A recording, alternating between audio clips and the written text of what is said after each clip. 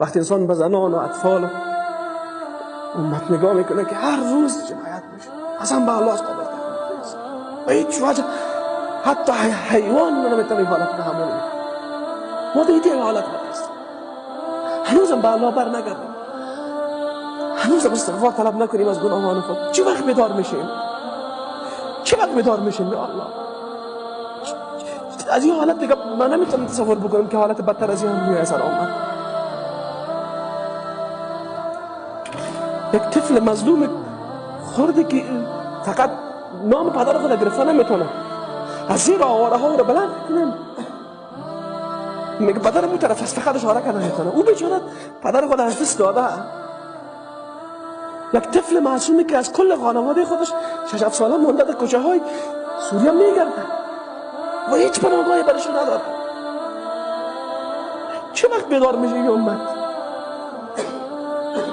وقتی یک زن مسلمان برمایی در پیشوری شوهرش، در پیشوری مادرش توسط جانی ترین انسان ها مورد تجاوز جنسی قرار میگیره و شوهرش نگاه میکنه و خود از او را زنده میسوزونن، تیر موتر در گردنش میندازن و او را آتش میدن و ما نگاه میکنیم و بیدار نمیشیم. چه وقت این امت بیدار میشه؟ چه وقت حالت خود درست درک میکنیم؟ کجاست انسانیت ما؟ کجاست اسلامیت ما؟ کجاست دینداری ما؟ کجاست اخوت دینی ما؟ کجاست اون دردی که یک مسلمان، یک انسان به عنوان یک انسان باید داشته باشه؟ قسم به الله هست وضعیت امروزی که مسلمان ها داره، قسم به الله هست انسان رو تحمل کردن نمیداره. چه رسه با یک نفری که او پیوند برادری دینی با ما داره. هر وقتی که الله شاهد است، هر وقتی که قضایای امت رو میبینیم در ذهن خودم میاد خب اگر کسی اینمی عملی که به فعل در مقابل یک خواهر مسلمان سوری و میانواری ما جوان در اگر در مقابل ما باشه چی احساس می‌داشته باشه؟ آیا همین احساس داریم؟ اگر نداریم قسم به الله هست ایمانم نداریم. من هیچ وقت فراموش نمیکنم نامه یک خواهر مسلمان عراقی ما را که از زندان ابو غریب بر مسلمان ها روان کرده بود. شروع نامه خود با قل هو الله احد کرده بود، قل هو الله احد الله الصمد. باز میگه ای امتی که این کلمه با ما شریکین، چرا بیدار نمیشین؟ بسیار یک نقطه خطرناک اشاره کرده بود. میگه ای امتی که در گفتن قل هو الله احد با ما شریک هستید، آیا این به اندازه یک پیوند نسبی برای تو ارزش نداره؟ کدامتان آمده هستین که خواهر و مادرتان ببینید نمی حالت سرش باشه و به خاطر از او اقدام نکنید؟ کدام ما شما میتونید تحمل بکنید؟ آیا پیوندهای ایمانی به همین اندازه مؤسس شدن؟ به همین اندازه برای ما کم ارزش شدن؟ کجا از ایمان داریم ما؟